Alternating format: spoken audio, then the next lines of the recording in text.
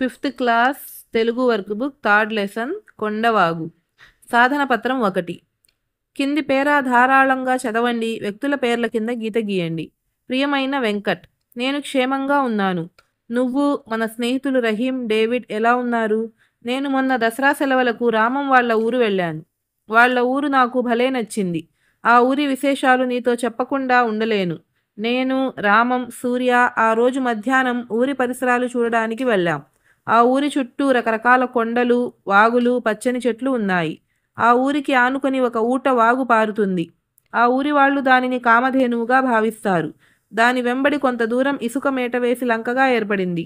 చుట్టూరా బిలబిలమంటూ నీళ్లు పారుతుంటే అక్కడ కాసేపు ఆనందంగా కూర్చున్నాము. అక్కడ కూర్చున్నంతసేపు ఆ వాగు ఎక్కడ పుట్టింది, అక్కడికి ఎలా వెళ్ళడం అని ఆలోచనలు కలిగాయి.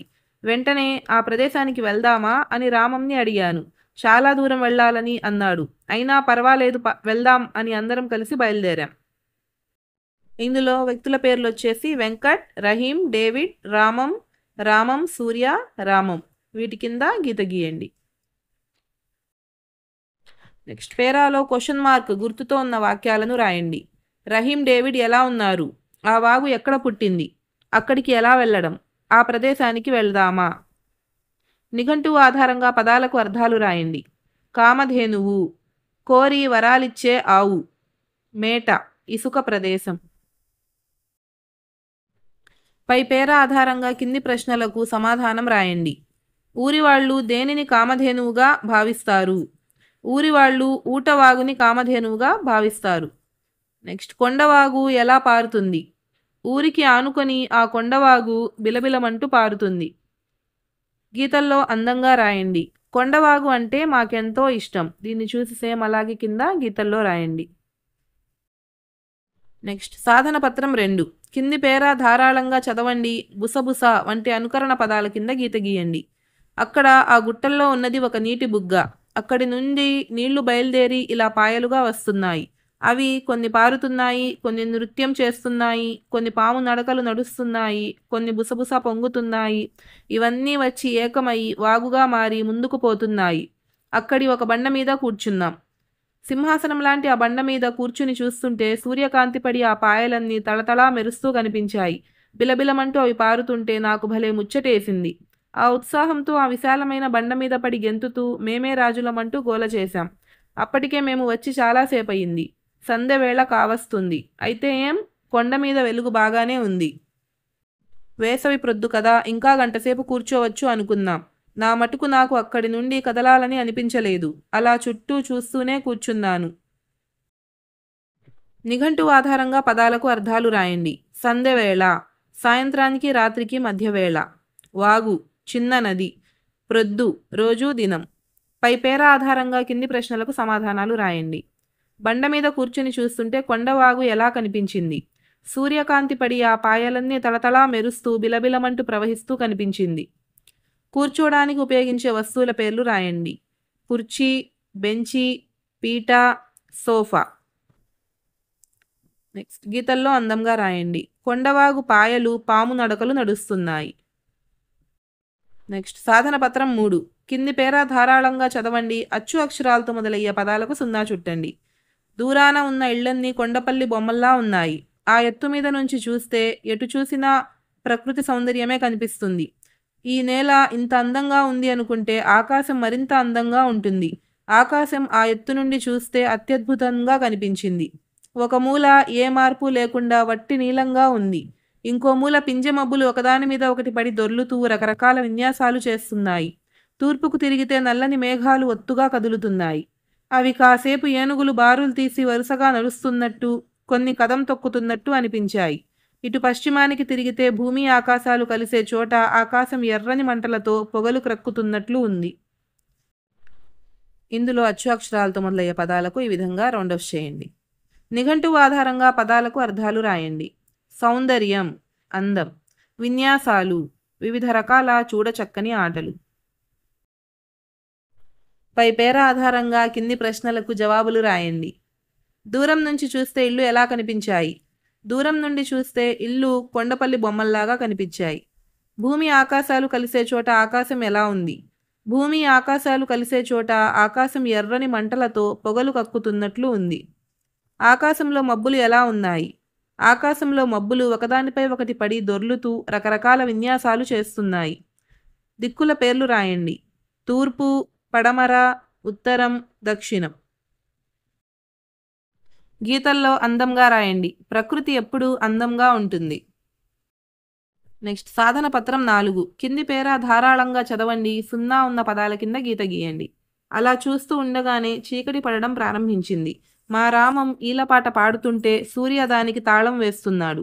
ఇక బయలుదేరుదామని ముగ్గురము ఆ బండ దిగి ఇదెంత బాగుందిరా అదెంత బాగుందిరా అనుకుంటూ ఉత్సాహంగా ఇంటిదారి పట్టాం. చూడాలనుకోవాలే గాని ప్రకృతిలో ప్రతి దృశ్యం అందమైనదే. వినాలనుకోవాలే గాని ప్రకృతిలో ప్రతి శబ్దం అద్భుతమైనదే. మన మిత్రులకు ఈ లేఖ చూపించు. మీరు కూడా ఎప్పుడో ఒకసారి ఈ ఊరు తప్పక చూడండి. నీ అనుభవాలన్నీ నాతో పంచుకుంటావు కదూ. నీ ప్రియమైన స్నేహితుడు జావేద్. నిఘంటువు ఆధారంగా పదాలకు అర్థాలు రాయండి. ప్రారంభం, మొదలు, లేఖ, ఉత్తరం. పై పేర ఆధారంగా కింది ప్రశ్నలకు జవాబులు రాయండి. పై లేఖను ఎవరు రాశారు? జావేద్. నీకు చాలా బాగుంది అని అనిపించిన 2 వస్తువులు లేదా ప్రాంతాల పేర్లు రాయండి.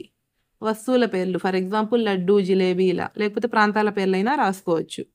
నెక్స్ట్ గీతల్లో అందంగా రాయండి. ప్రకృతిలో ప్రతి శబ్దం అద్భుతమైనదే. సాధన పత్రం 5. కింది పేరా చదవండి. 5 అక్షరాల పదాల కింద గీత గీయండి. ఈ నేల ఇంత అందంగా ఉంది అనుకుంటే ఆకాశం మరింత అందంగా ఉంటుంది. ఆకాశం ఆ ఎత్తు నుండి చూస్తే అత్యద్భుతంగా కనిపించింది. ఒక మూల ఏ మార్పు లేకుండా వట్టి నీలంగా ఉంది. ఇంకో మూల పింజ మబ్బులు ఒకదాని మీద ఒకటి పడి దొర్లుతూ రకరకాల విన్యాసాలు చేస్తున్నాయి. తూర్పుకు తిరిగితే నల్లని మేఘాలు ఒత్తుగా కదులుతున్నాయి. అవి కాసేపు ఏనుగులు బారులు తీసి వరుసగా నడుస్తున్నట్టు, కొన్ని కదం తొక్కుతున్నట్టు అనిపించాయి. ఇటు పశ్చిమానికి తిరిగితే భూమి ఆకాశాలు కలిసే చోట ఆకాశం ఎర్రని మంటలతో పొగలు క్రక్కుతున్నట్లు ఉంది. వీటిలో 5 అక్షరాల పదాల కింద ఈ విధంగా గీత గీయండి. కింద పదాలకు సంబంధించిన వాక్యాలను రాయండి. ఫస్ట్ ఆకాశం. ఆకాశం మరింత అందంగా ఉంది. ఆకాశం ఆ ఎత్తు నుండి చూస్తే అత్యద్భుతంగా కనిపించింది. నెక్స్ట్ మేఘాలు. నల్లని మేఘాలు ఒత్తుగా కదులుతున్నాయి. అవి కాసేపు ఏనుగులు బారులు తీసి నడుస్తున్నట్టు, కొన్ని కదం తొక్కుతున్నట్లు అనిపించాయి. నెక్స్ట్ కింది కథను చదవండి. ప్రశ్నలకు జవాబులు రాయండి. విజయ్, కార్తీక్ మంచి స్నేహితులు. రోజు బడికి వేళకు వెళ్ళేవారు. వీళ్ళు వస్తే బడిలో పిల్లలందరూ వీరి చుట్టూ చేరేవారు. వీళ్ళు ఏ తినుబండారాలు తెచ్చుకున్నా స్నేహితులందరినీ పిలిచి పంచుకొని తినేవాళ్ళు. ఒకరోజు పిల్లలంతా విజయ్, కార్తీక్ల దగ్గరకు పోయి అందరితో కలిసి పంచుకొని తినే మంచి అలవాటు మీకెలా వచ్చింది అని అడిగారు. మధ్యాహ్నం అందరం కలిసి భోజనం చేసేటప్పుడు చెబుతామని కార్తీక్ చెప్పాడు. మధ్యాహ్నం భోజనం చేసే సమయంలో పిల్లలంతా కలిసి ఒక చోట కూర్చున్నారు. విజయ్, కార్తీక్ అక్కడకు చేరిన 2 కాకులను చూపించారు. ఆ కాకులు కావు కావు అంటూ అన్ని కాకులను పిలిచాయి. పిల్లలు వదిలిన అన్నం మెతుకులు కలిసి తినసాగాయి. అందరితో కలిసి పంచుకొని తినడం మేం కాకుల నుండే నేర్చుకున్నామని చెప్పారు. నేర్చుకోవాలే గాని ప్రకృతి మనకు చాలా నేర్పుతుంది.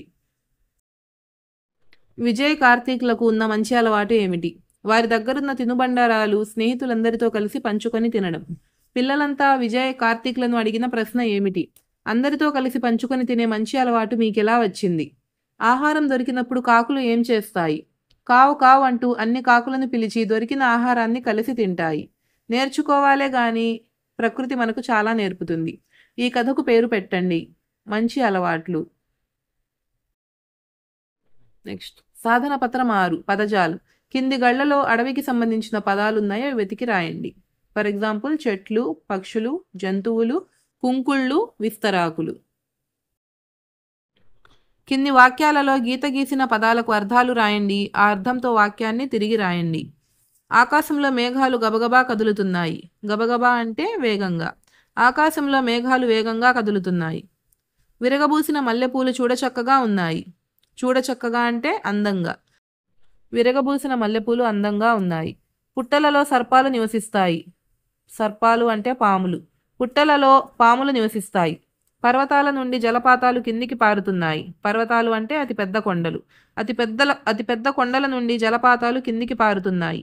సూర్యకాంతికి తామరాకుపై నీటి బిందువులు ధగధగా మెరుస్తున్నాయి. ధగధగ అంటే కాంతివంతంగా. సూర్యకాంతికి తామరాకుపై నీటి బిందువులు కాంతివంతంగా మెరుస్తున్నాయి. నెక్స్ట్ సాధన పత్రం 7 కష్టసుఖాలు కష్టము సుఖము అనే 2 పదాలు కలిసి కష్టసుఖాలు అని ఒకే పదంగా రాశాం. ఈ పదాన్ని జంట పదం అంటారు. ఇటువంటి కొన్ని జంట పదాలు రాయండి. ఎగ్జాంపుల్ కష్టసుఖాలు, అష్టకష్టాలు, అన్నదమ్ములు, ఆటపాటలు, ఈడు జోడు, తల్లిదండ్రులు, సుఖ సంతోషాలు, అక్కా చెల్లెళ్ళు, కోటపేటలు మొదలైనవి. కింది పదాలు చదవండి. సరళ పదాలు ఒత్తు పదాలు విడివిడిగా పట్టికలో రాయండి. మేఘాలు, చందమామ, పూలు, ఇంద్రధనస్సు, సముద్రం, అడవి, మంచు, చెట్లు, పక్షులు, వర్షాలు, జంతువులు, కొండలు. ఇందులో సరళ పదాలు చందమామ, పూలు, అడవి, మంచు, జంతువులు, కొండలు, మేఘాలు. ఒత్తు పదాలు ఇంద్రధనస్సు, సముద్రం, చెట్లు, పక్షులు, వర్షాలు. పాఠం ఆధారంగా కింది పదానికి సంబంధించిన వర్ణనా పదాలు రాయండి. ఆకాశం, అత్యద్భుతంగా, నీలంగా, ఎర్రని మంటలతో పొగలు కక్కుతున్నట్లు, మరింత అందంగా. సాధన పత్రం 8 ఇంద్రధనస్సును హరివిల్లు అని కూడా అంటారు. వర్షం వచ్చే సమయంలో ఇంద్రధనస్సు ఆకాశంలో కనిపిస్తుంది. ఈ ఇంద్రధనస్సులో కనిపించే రంగుల పేర్లు రాయండి. ఇంద్రధనస్సు ఎరుపు, నీలం, ఆకుపచ్చ, పసుపు. కింది ఆధారాలతో పట్టిక పూరించండి. కొండకు మరొక పేరు పర్వతం. చేపలు పట్టుకొని తినే తెల్లని పక్షి కొంగ. ఒక తీయని పండు సపోటా. గుడిలో బడిలో కొట్టేది గంట. నెక్స్ట్ నిలువు. గాలిలో ఎగిరేది పక్షి. తక్కువ మందిని ఇలా అంటారు కొందరు. నదులన్నీ దీనిలో కలుస్తాయి సముద్రం. అన్నం వార్చితే వచ్చేది గంజి. సాధనా పత్రం 9 స్వీయ రచన. నీటి బుగ్గ దగ్గర నుండి పాయలు ఎలా వస్తున్నాయి? నీటి బుగ్గ దగ్గర పాయలు కొన్ని పారుతున్నాయి, కొన్ని నృత్యం చేస్తున్నాయి, కొన్ని పాము నడకలు నడుస్తున్నాయి, కొన్ని బుసబుసా పొంగుతున్నాయి. కొండపై నుండి చూస్తుంటే ఊరు ఎలా కనిపిస్తుంది? కొండపై నుండి చూస్తుంటే ఆ ప్రదేశమంతా వివిధ రంగులతో చేసిన దేశపటంలా, కాలిదార్లు, వాగులు, రోడ్లు, వెడల్పైన గీతల్లా, దూరాన ఉన్న ఇళ్లన్నీ కొండపల్లి బొమ్మల్లాగా అందంగా కనిపిస్తున్నాయి. ఆకాశంలో మేఘాలు ఎలా కనిపిస్తున్నాయి? ఆకాశంలో మేఘాలు పింజమబ్బుల్లాగా ఒకదాని మీద ఒకటి పడి దొర్లుతూ విన్యాసాలు చేస్తున్నాయి. తూర్పున నల్లని మేఘాలు ఒత్తుగా కదులుతున్నాయి. అవి ఏనుగులు బారులు తీసి వరుసగా నడుస్తున్నట్లు, కొన్ని కదం తొక్కుతున్నట్లు కనిపిస్తున్నాయి. మీకు నచ్చిన ప్రదేశం గురించి మీ మిత్రునికి లేఖ రాయండి. మీకు నచ్చిన ఏదైనా ప్రదేశం గురించి మీ మిత్రునికి లేఖ రాయండి. ప్రియమైన రాజేష్కి, నీ మిత్రుడు యశ్వంత్ రాయునది. నేను మొన్న ఎండాకాలం సెలవులలో మా అమ్మ నాన్నలతో కలిసి హైదరాబాద్ వెళ్ళాను. అక్కడ చాలా ప్రదేశాలు చూశాను. అందులో నాకు బాగా నచ్చిన ప్రదేశం సాలార్జంగ్ మ్యూజియం. ఆ మ్యూజియంలో పురాతన కాలంలో రాజులు ఉపయోగించిన అనేక వస్తువులు, ఆయుధాలు ఉన్నాయి. అవన్నీ మనకు విజ్ఞానాన్ని కలిగించడానికి తోడ్పడతాయి. వీలైతే నువ్వు కూడా మీ అమ్మా నాన్నలతో కలిసి ఒకసారి సాలార్జంగ్ మ్యూజియాన్ని సందర్శించు. ఇట్లు నీ మిత్రుడు యశ్వంత్. నెక్స్ట్ సాధన పత్రం 10 భాషాంశాలు. కింది వాక్యాలలో నామవాచకాన్ని సర్వనామాన్ని గుర్తించండి. వాటి కింద గీత గీయండి. వీరన్న పొలం వెళ్ళాడు, అతడు మామిడికాయలు కోశాడు. నామవాచకం వచ్చేసి వీరన్న, సర్వనామం వచ్చేసి అతడు. వీటి రెండిటి కింద గీత గీయండి. సునీత వినీత బజారుకు వెళ్ళారు, వాళ్ళు కూరగాయలు కొన్నారు. నామవాచకాలు సునీత వినీత. సర్వనామం వాళ్ళు. పిల్లి పాలు తాగింది, అది మ్యావ్ మ్యావ్ అంటూ పారిపోయింది. ఇందులో నామవాచకం వచ్చేసి పిల్లి, సర్వనామం అది. దివ్య బడికి వెళ్ళింది, ఆమె పరీక్ష రాసింది. దివ్య నామవాచకం, ఆమె సర్వనామం. కింది వాక్యాలను పరిశీలించండి. ఖాళీలలో సరైన సర్వనామాన్ని రాయండి. ఆనంద్ చెరువుకు వెళ్ళాడు, అతడు చేపలు పట్టాడు. విశాఖపట్టణంలో బీచ్ ఉంది, అది సుందరమైన నగరం. నెమలి అందమైన పక్షి, దానికి అందమైన ఈకలు ఉంటాయి. రాజు హోటల్కు వెళ్ళాడు, అతడు పూరీ తిన్నాడు. సిరి సంగీతం నేర్చుకుంది, ఆమె పాటలు బాగా పాడుతుంది. Subscribe for more videos. Thanks for watching.